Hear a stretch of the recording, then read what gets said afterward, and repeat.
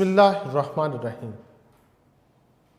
Unique online lecture से मैं हूं मोहम्मद एहसानुल हक।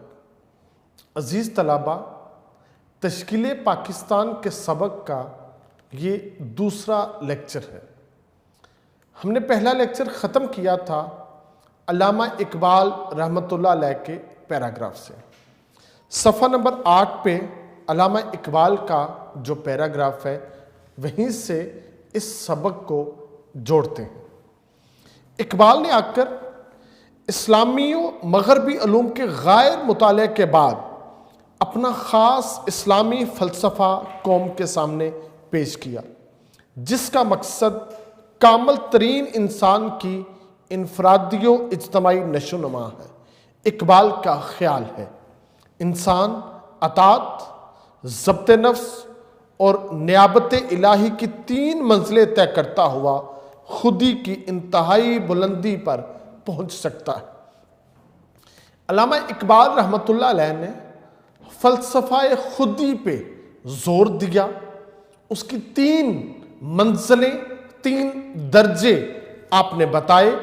पहला दर्जा अतात इलाही है कि तुम अल्लाह रब्बुल इज़्ज़त की अतात में पूरे हो जाओ।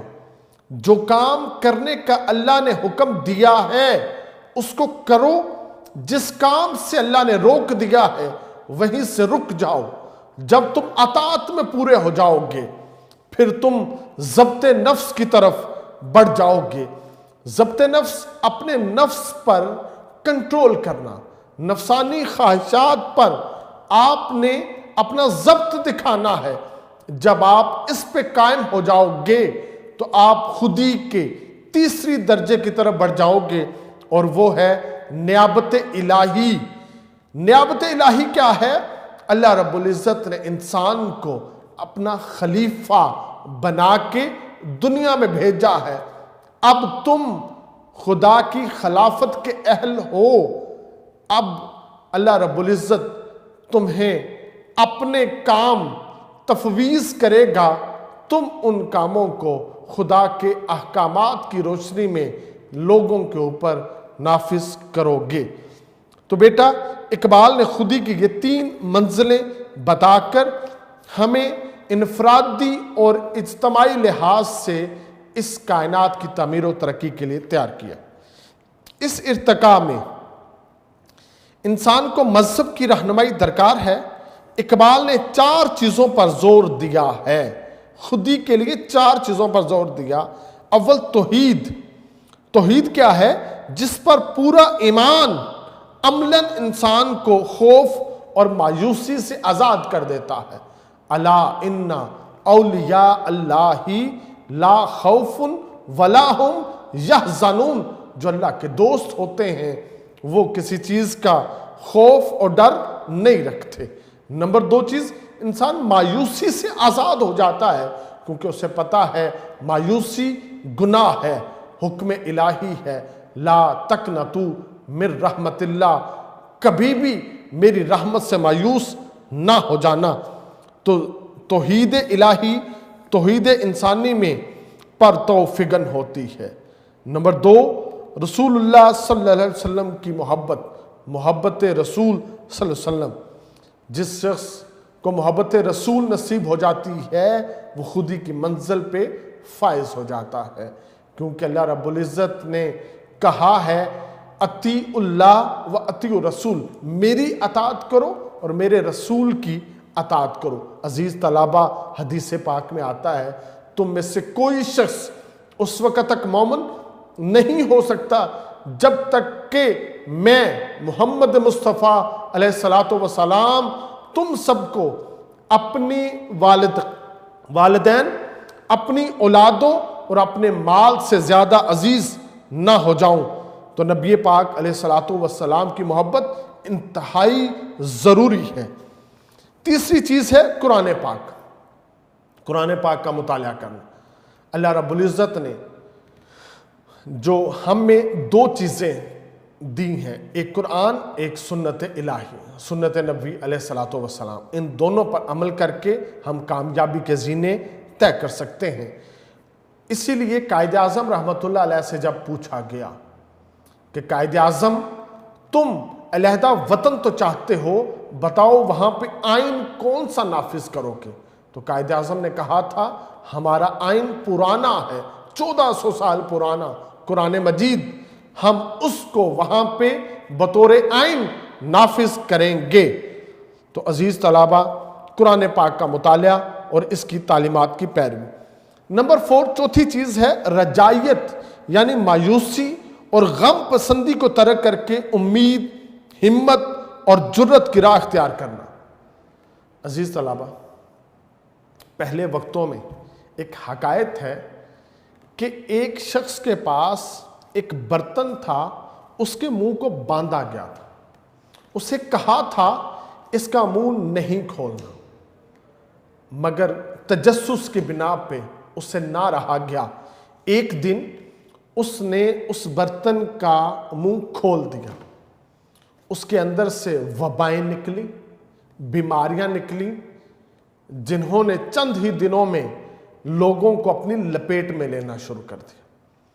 जब उस शख्स ने देखा कि मेरी वजह से लोग बीमारियों में मुब्तला हो रहे हैं, मैं इस बर्तन का ढक्कन ना खोलता लोग बीमार ना होते, तो फिर वो शख्स उस बर्तन का ढक्कन बंद करने लगा। तो देखता है, उसकी नजर पड़ती है कि उस बर्तन में एक तितली है, वो उसे आवाज देती है कि मुझे इस बर्तन से बाहर निकालो। वो कहता है तुम कौन हो? वो तितली उसे कहती है कि मैं उम्मीद हूं, मुझे बाहर निकालो, मैं लोगों को इन वबाओं से, इन बीमारियों से, इन नाउमीदियों से बचाऊंगी। अजीज तलाबा, मुझे ये तो नहीं पता ये हकायत सच्ची है या झूठी, ये पता है जो उम्मीद है ये एक इतनी बड़ी ताकत है कि मुर्दा जिस्मों में जिंदगी की नई रमक पैदा कर देती है। तो हमें चाहिए हम उम्मीद का दामन कभी ना छोड़ें, क्योंकि यही उम्मीद है जो हमें दुनिया के हर मैदान में कामयाबी से हमकनार करती है। तो ये इस्लाम का हुस्न है। इकबाल ने 4 चीज़ों पे जोर दिया, एक तौहीद पे, एक रसालत पे, उसके बाद कुरान पाक पे, और चौथी चीज़ उम्मीद पे। तो अल्लामा इकबाल ने सच्चे मोमिन की तारीफ यूं की है, हर लहजा है मोमिन की नई शान, नई आन, गुफ्तार में, किरदार में अल्लाह की बुरहान, कहारियो, गफ्फारियो, कुद्दूसियो, जबारूत, ये 4 अनासिर हो तो बनता है मुसलमान, जिससे जिगरे लाला में ठंडक हो वो शबनम, दरियाओं के दिल जिससे दहल जाए वो तूफान। इकबाल ने अपनी कौम को यह कहकर जगाया और उकसाया कि चलने वाले निकल गए हैं, जो ठहरे जरा कुचल गए हैं। अजीज तलाबा, हमने भी आगे बढ़ना है, हमने किसी स्टेज के ऊपर स्टे नहीं करना, जो रुक जाए दुनिया उसको अपने पांव तले कुचल डालती है। अपने रहनुमाओं की पुकार सुनकर मुसलमान कौम तरक्की की राह पर कुछ चलने तो लगी, लेकिन जा बजा ठोकने खाते हुए मुआशी हैसियत से वो अपने हमसायों से कहीं पीछे रही, तालीमी हैसियत से वो ज़रूर कुछ बढ़ी, लेकिन फिर भी पसमानदा रही। अलबत्ता अपनी कौमी ज़ुबान व अदब को इसने बावजूद अपने इन्हितात के खूब चमकाया। उर्दू इल्म अदब, उर्दू सहाफ़त को तरक्की हुई, मुल्क में जा बजा उर्दू की इल्मियों अदबी अंजमनें फैल गईं। अलीगढ़ कॉलेज 1920 में यूनिवर्सिटी के दर्जे तक पहुंचा। मुंजमिला, हैदराबाद, दक्कन की दूसरी तरक्यात के वहाँ जामिया उस्मानिया का शानदार इदारा कायम हुआ। मुतमद्दन जिंदगी के अक्सर शोबों में मुसलमान दूसरों से पीछे जरूर थे, लेकिन ये बात अब उन पर और दूसरों पर जाहिर हो गई कि जब भी और जहां भी वो बढ़ने की कोशिश करें वो दूसरों से हिटे नहीं रहते। अलबत्ता बावजूद इन सब तरक्कियों के ये अमर अजर मिन शम्स था कि जब तक कौम सियासी हैसियत से मजबूत हो मुत्तहिद ना होगी, उसकी सारी रवायात अकारत जाएंगी और सारे इरादे धरे के धरे रह जाएंगे। गोया हमसे सब कुछ छिन गया, एक मजहब बचा और दूसरा उर्दू जबान बची। अब मजहब और उर्दू जबान की वजह से हम में इत्तेहाद पैदा हुआ। मुसलमानान हिंद की जदीद सियासी जिंदगी की दास्तान ये है कि इंडियन नेशनल कांग्रेस के क़याम के बाद गो सर सैयद ने अलीगढ़ में मुसलमानों के सियासी हकूक़ के तहफ़्फ़ुज़ के लिए कदम उठाया, लेकिन बिल अमूम उनकी कौमी सियासत यही थी कि मुसलमान मुल्क की सियासत से अलग थलग रहें और पहले मगरबी अलूम के हसूल से अपनी कौम की हालत को दुरुस्त और मजबूत करें। मगर 20वीं सदी के शुरू से एशिया और इसके साथ हिंदुस्तान में सूरत हाल दगरगुं होने लगी। जापान की फतह से हिंदुओं में जज्बा कौमियत उभरा। इन्होंने तकसीम बंगाल के खिलाफ 1905 में एक ज़बरदस्त तहरीक शुरू की। अलावा अजीम उर्दू हिंदी झगड़े के सिलसिले में उत्तर प्रदेश की हुकूमत ने अलीगढ़ के तलीमी इदारे को इस नीम सियासी मसले में दखल देने से हुक्मन रोक दिया। तहरीक अलीगढ़ को उर्दू और हिंदी के झगड़े से रोक दिया गया, जिसकी वजह से मुसलमानों के लिए और भी ज़रूरी हो गया कि वो अपनी तमद्दनी और सियासी हकूक़ की हिफाजत के लिए एक सियासी जमात की बुनियाद रखें। यूं दिसंबर 1906 में मुस्लिम लीग कायम हुई और 1909 में की इस्लाहात में मुसलमानों ने जुदागाना इंतखाबात का अहम तरीन हक हासिल कर लिया। फिर तकसीम बंगाल की तनसीख 1911 में हुई और उसके बाद जंगे बल्कानो तराबलस से 1912 में, जब मुसलमानों को यकीन हो गया कि इनके कौमी और बैनुल अक़वामी हकूक़ हुकूमत बरतानिया के हाथ में महफूज नहीं रह सकते, तो इन्होंने हिंदुस्तान के लिए सेल्फ गवर्नमेंट का मुतालबा किया। 1913 में सेल्फ गवर्नमेंट का मुतालबा होता है और उसके नतीजे में कांग्रेस की तरफ तावन का हाथ बढ़ा दिया गया।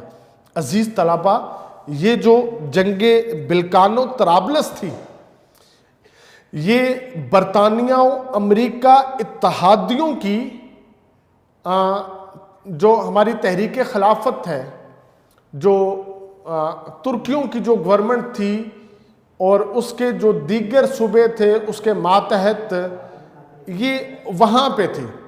गोया मुसलमानों की अंग्रेज़ों के साथ, क्रिश्चियंस के साथ ये जंग हुई, जिससे हमारे अकाबरीन ने ये समझ लिया कि अगर दुनिया में मुसलमानों के साथ दूसरे मज़ाहिब बरसरे पेकार हैं, तो ये कैसे हो सकता है कि हिंदुस्तान के अंदर जब हम उनके मातहत ज़िंदगी बसर कर रहे हैं तो हमें सारे हकूक़ मिल सकें। जिसकी वजह से ये हमें वाज़े हो गया था कि हम अपनी अलहदा सियासी जमात बनाएं, जो कि बनाई गई। जंग अजीम अव्वल ने हिंदुस्तानियों के दिल में हरकत पैदा की और कांग्रेस और लीग में मिसाक लखनऊ का मशहूर मुआहदा हुआ, जिसकी वजह से बरतानिया 20 अगस्त 1917 को ये ऐलान करने पर मजबूर हुआ कि हिंदुस्तान को बतदरीज खुद इख्तियार हुकूमत दे दी जाए। लेकिन जंग का ख़त्म होना था कि बरतानवी हुकूमत ने हिंदुस्तान से तोते की तरह आंखें फेर ली और जालिमाना कवानीन नाफज करने की ठान ली। और उधर यूरोप में तुर्की के हिस्से बखरे करने की साजिश की। इस पर गांधी ने अली बरादरान की मदद से अदम तावन की ज़बरदस्त तहरीक शुरू की, लेकिन इस तहरीक का ख़त्म होना था कि दूसरे हिंदू लीडरों ने शुद्धि और संगठन की इश्तियाल अंगेज़ कार्रवाइयों से हिंदू मुस्लिम तल्लुकात को कतअन ख़राब कर दिया। ये जो शुद्धि और संगठन, ये हिंदुओं की दो तहरीकें थीं। एक तबलीग के साथ मुसलमानों को हिंदू बनाती और दूसरी जोर के साथ ताकत के बलबूते के ऊपर मुसलमानों को हिंदू बनाती, जिसकी वजह से हिंदू मुस्लिम तल्लुकात ख़राब हो गए। इस ज़माने में मुसलमान लीडर गफलत की नींद सो रहे थे, लेकिन साइमन कमीशन की आमद, नेहरू रिपोर्ट की मुस्लिम कुश तजावीज़ पर वो अपने ख्वाब से चौंके और ऑल इंडिया मुस्लिम कॉन्फ्रेंस में जमा होकर एक मुत्तहिदा सियासी मुतालबा जो मिस्टर जिन्ना के 14 नुकात से मुताबिकत रखता था, दुनिया के सामने 1929 में पेश कर दिया। उधर कांग्रेस ने गांधी की क़यादत में मुकम्मल आज़ादी का ऐलान करके सिविल नाफरमानी के तहरीक 1930 में शुरू कर दी।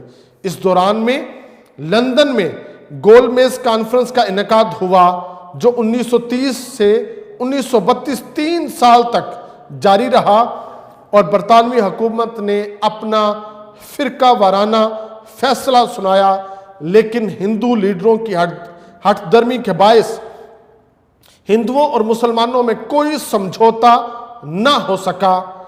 अजीज तलबा, फिर 1935 में नया गवर्नमेंट एक्ट ऑफ इंडिया नाफिज हुआ, जिसकी रूह से मरकज में फेडरेशन और सूबों में खुद इख्तियारी हुकूमत का निफाज तय पाया। 1937 के इंतखाबात के बाद कांग्रेस पहले 6 सूबों में हुकूमत करती थी। अब 1937 के इंतखाबात के बाद 2 और सूबे यानी 8 सूबों में हुकूमत करने लगी, जिसकी वजह से उसका सर फिर गया। उसने मुस्लिम लीग से मुंह फेर लिया, मुसलमानों को बहैसियत कौम के मलिया मेट करने का मुसम्मिम इरादा किया। चुनांचे कांग्रेसी हुकूमतों ने उर्दू को मिटाया, हिंदी को उभारा और हिंदुआना तमद्दन के दीगर इदारों और निशानात को फिरोग देकर हिंदुस्तानी मुसलमानों की जुदागाना हस्ती को हिंदुओं में मुद्गम करने में बीसियों अलानिया और खुफिया मसाएं कोशिशें की। ये हिंदुस्तान के मुसलमानों के लिए एक नाजुक वक्त था। मुसलमानों में कहने को कई सियासी जमातें थीं। मुस्लिम लीग जो 1906 में कायम हुई, कभी ये जागती कभी सोती। इसके बाद 1919 के हंगामा खेज साल में जमीयतुल उलमा बनी।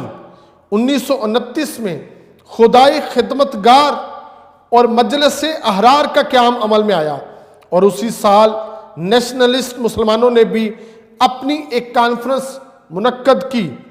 1937 में जब कांग्रेस बरसरे इक़्तिदार आई और इसने मुसलमानों की कौमी हस्ती को ख़त्म करना चाहा, तो सवाल पैदा हुआ कि मुसलमान इसका क्या जवाब देते हैं।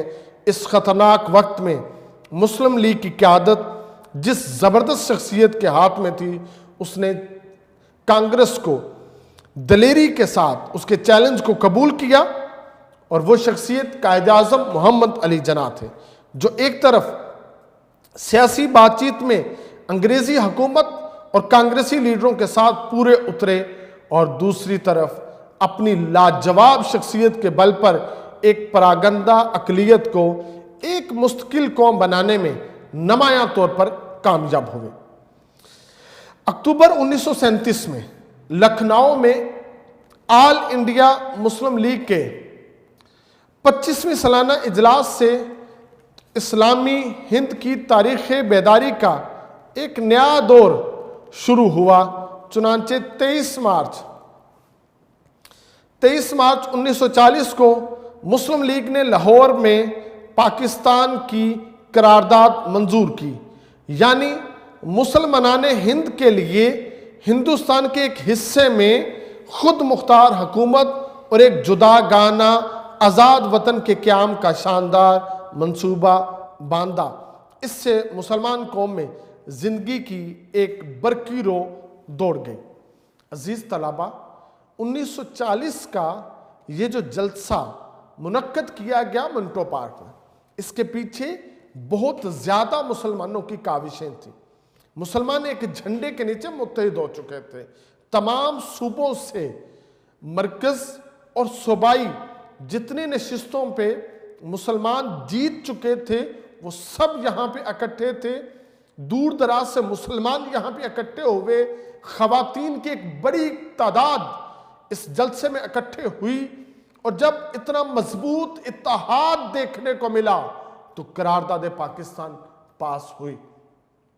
इस करारदाद के पास होने के बाद कायदे आज़म जब स्टेज से नीचे उतरते हैं तो अल्लामा इकबाल रहमतुल्लाह अलैह के मज़ार पे हाजिर होते हैं और हाजिर होकर एक तारीखी जुमला कहते हैं, इकबाल आज हमने जिस चीज़ की बुनियाद रखी है इसका हुक्म आपने दिया था, जो आपने कहा था आज हमने उसकी बुनियाद रख दी है।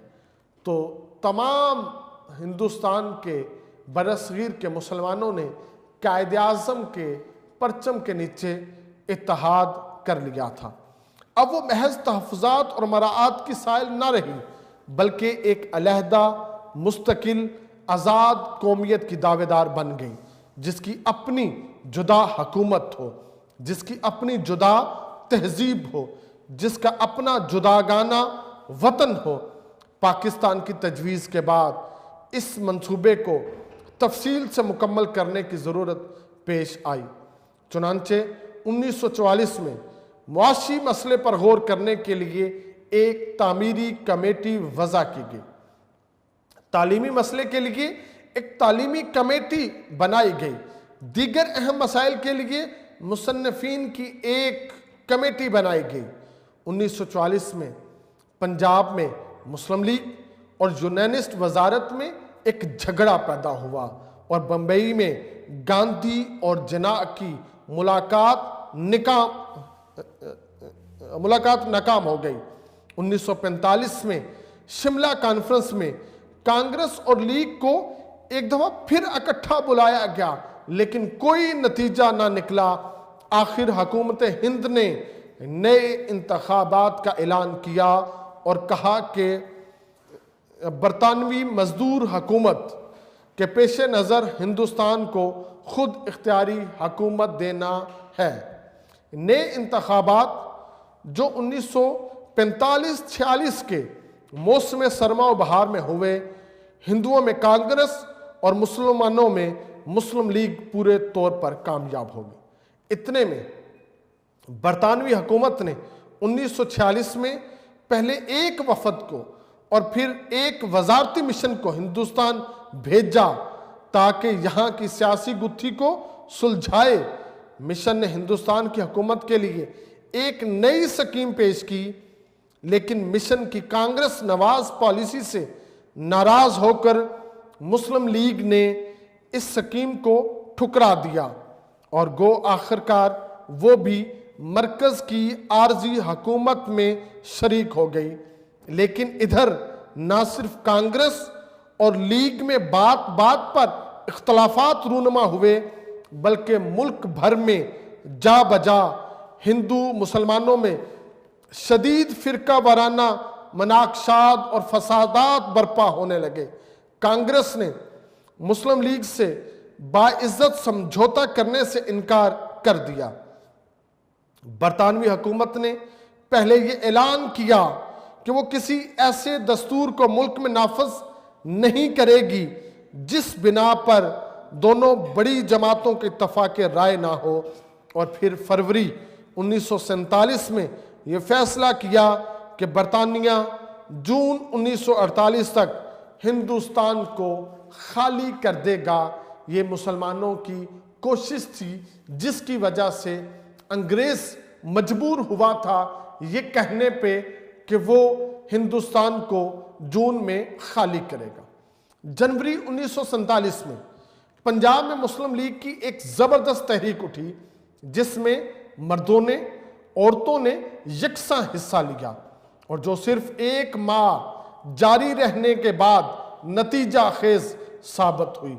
बरतानवी हुकूमत इस तहरीक से इतनी मुतासर हुई, उसे यकीन हो गया कि मुसलमानान हिंद के कौमी मुतालबे को अब देर तक मार्ज इल्तवा में नहीं रखा जा सकता। इधर पाकिस्तान के मुखालिफिन ने मुल्क भर में फिरका वाराना फसादात का सिलसिला शुरू कर दिया, जो आखिर साल तक जारी रहा और जिसके ज़िमन में एक मुनज़्ज़म साजिश के तहत 8 से 10 लाख बेगुनाह मुसलमानों को बेरहमी से तहोतेग कर दिया गया। इसी दौरान में बरतानिया ने 3 जून को हिंदुस्तान और पाकिस्तान की आज़ादी के मुतालिक अपना नया मंसूबा शाया किया, जिसके मुताबिक 15 अगस्त 1947 को दोनों मुल्कों में 2 अलहदा खुद मुख्तार हुकूमतें कायम हो जाएंगी। यूं इस्लामी हिंद के 10 करोड़ फरजांदान तौहीद की तंजीम और कुर्बानियां फल लाईं और मशरकी मगरबी हिंद में मशरकी मगरबी पाकिस्तान की बुनियाद डाल दी गई। पाकिस्तान के क़याम से न सिर्फ हिंदुस्तान के बरे-आज़म और बरे-आज़म एशिया में बल्कि सारी इस्लामी दुनिया में एक ऐसा कुव्वत आफरीन तगय्युर रूनुमा हो गया जिसके गैर मामूली नताइज का दुनिया अभी सही तौर पर अंदाजा नहीं कर सकती। इधर ये अमर पाकिस्तान की मिल्लत इस्लामिया पर रोज बरोज वाज़े हो रहा है कि अगर इसे अपनी और दुनिया की तरफ अपना इस्लामी और इंसानी फर्ज अदा करना है तो पाकिस्तान की हुकूमत लाजमी तौर पर इस्लामी जमहूरियत के तरक्की परवर असूलों पर कायम होगी, जिसमें मुस्लिम और गैर मुस्लिम दोनों से मसावी सलूक किया जाएगा, जिसमें बड़े बड़े सरमायादारों के लिए जगह नहीं होगी, बल्कि जिसमें गरीबों और कारकुनों का खास तौर पर ख्याल रखा जाएगा, जिसमें औरतों के हकूक और इनकी शख्सियत महफूज होगी, जिसमें दौलत इधर तमाम लोगों में मुनासिब तौर पर तकसीम होकर और उधर बैतुल माल में जमा होकर अवामुन्नास का म्यारे जिंदगी बढ़ाने के काम आएगी। मुसलमानों का बता दिया गया कि जो नस्बुल ऐन है वो इस्लाम है, वो इस्लाम नहीं जिसका डंका मुतलिकुल इनान बादशाहों और खुद गर्ज उमरा ने बजाया, बल्कि वो इस्लाम जिसका हामिल कुरान है, जिसने सिर्फ अनदेखे खुदा के आगे सर झुकाना सिखाया, वो इस्लाम जिसका नमूना हजरत सल्लल्लाहु अलैहि वसल्लम और खुलाफाए राशिदीन के अहद में मुसलमानों की जिंदगियों में नजर आता है। वो सच्चाई, वो दलेरी, वो खुद एतमादी, वो इनकसारो अमन पसंदी, वो मेहनतो मसावात, वो सब्रो तकवा, वो मुस्लिमों गैर मुस्लिम सबकी खिदमत, सबके हकूक का तहफ़्फ़ुज़, सबसे रवादारी और सबसे मोहब्बत, ये है पाकिस्तान के मुसलमानों का नस्बुल ऐन। हमारे कौमी शायर ने अपनी कौम के हर फर्द पर खूब रोशन कर दिया है। परे है चरखे नीली फाम से मंजिल मुसलमान की, सितारे जिसकी गर्दे राह हो वो कारवां तू है। अजीज तलबा, ये हमारा तश्कीले पाकिस्तान का सबक था, जिसको हमने पंजाब टेक्स्ट बुक से रीड किया है।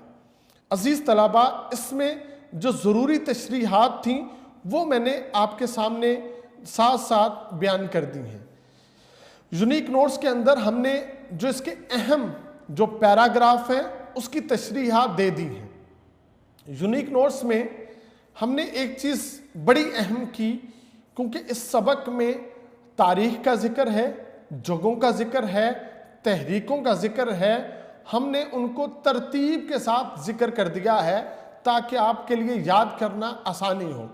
अभी हम उनको देखेंगे ताकि ये सबक हमें अच्छी तरह याद करने में मदद मिल सके।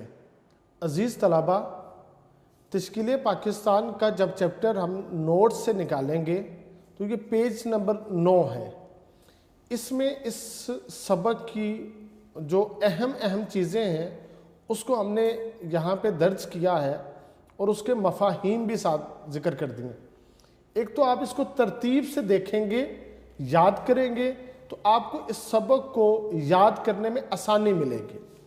औरंगज़ेब आलमगीर का जिक्र है, शाह वलीउल्लाह रहमतुल्लाह अलैह का जिक्र है, शाह अब्दुल अजीज़ का जिक्र है, सैयद अहमद बरेलवी का जिक्र है और साथ इनकी काविशों का तफसील से जिक्र है, तो उसको आपने तहरीर करना है। फिर जो रसाला तहजीबुल अखलाक है सर सैयद अहमद ख़ान का, उसका जिक्र। आप जब पंजाब में आए तो अंजुमन हमायत इस्लाम बनाई, उसका तज़किरा।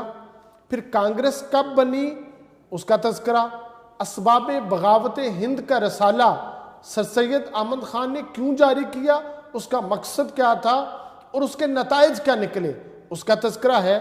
फिर इल्मुल कलाम क्यों मुसलमानों को पढ़ाया गया। फिर लखनऊ में नदवतुल उलमा बनाई, उसका मकसद क्या था, आगे चल के उसने क्या क्या किरदार अदा किए। तकसीम बंगाल जो हुई उसके नतीजे में मुसलमानों ने फिर क्या कुछ किया, इनकी जिद्दोजहद कहाँ तक बढ़ी, उसका तज़किरा है। फिर जो जंग है बिलकानो तराबलस का, उसके बारे में जो तज़किरा आया, उसकी यहाँ पे जो ना वो तज़किरा कर दिया है। जंगे अजीम अव्वल हुई और उसके नताइज क्या निकले, उसके नताइज बरसगीर पर क्या पेश आए, उसका तज़किरा है। साइमन कमीशन आया जिससे मुसलमान ख्वाब गफलत से बेदार हुए, वो बता दिया। मजलिस अहरार बनी, जमीयतुल उलमा बनी, फ़राइज़ी तहरीक आई, जो उन्होंने काविशें की उनका एक तसलसल है। मौलवी मुश्ताक हुसैन, सैयद मेहदी अली ख़ान, नज़ीर अहमद, 1909 की जो इस्लाहात हैं। फिर 1919 में जब अंग्रेज़ ने अपनी आंखें चुरा ली, फेर ली और जालिमाना कवानीन का निफाज करना चाहा, तो उसके नतीजे में क्या हुआ, उसका तज़किरा है। जो गांधी जो था और उसकी कायद आज़म रहमतुल्लाह अलैह से जो मुलाकात नाकाम हो गई, उसके क्या असरात मुरतब हुए। आल इंडिया मुस्लिम कॉन्फ्रेंस से मुसलमानों को क्या ताकत मिली, अमीर अली की जिद्दोजहद क्या है, और जो जितनी भी हमारी काविशें हैं यहाँ पे उनका तज़किरा कर दिया गया है, ताकि आप आसानी से इस सबक को याद कर सकें और इस सबक को आगे कर सकें। तो आखिर में बेटा इस सबक के जितने भी MCQs हैं वो यहाँ पे हमने तहरीर कर दिए हैं, और इसके MCQs इंतहाई अहम हैं, हर साल पेपर्स में आते हैं। आपने इनके MCQs बड़ी तवज्जो से याद करने हैं। आखिर में ये एक मैप दे दिया गया है जिसमें सही आंसर जो है वो बता दिया गया है। तो इन तमाम MCQs को एक दफ़ा देखिएगा, उसके बाद इसका सही आंसर खुद उसकी करेक्ट कीजिएगा, आखिर में जवाबात मैच कर लीजिएगा ताकि ये सबक आपका मुकम्मल हो सके। इस सबक से तशरीहात भी आती हैं, खुलासा भी आता है, MCQs भी आता है, इंतहाई अहम सबक है। तो अजीज़ तलबा, आपने मेहनत से इस सबक को याद करना है। वस्सलाम।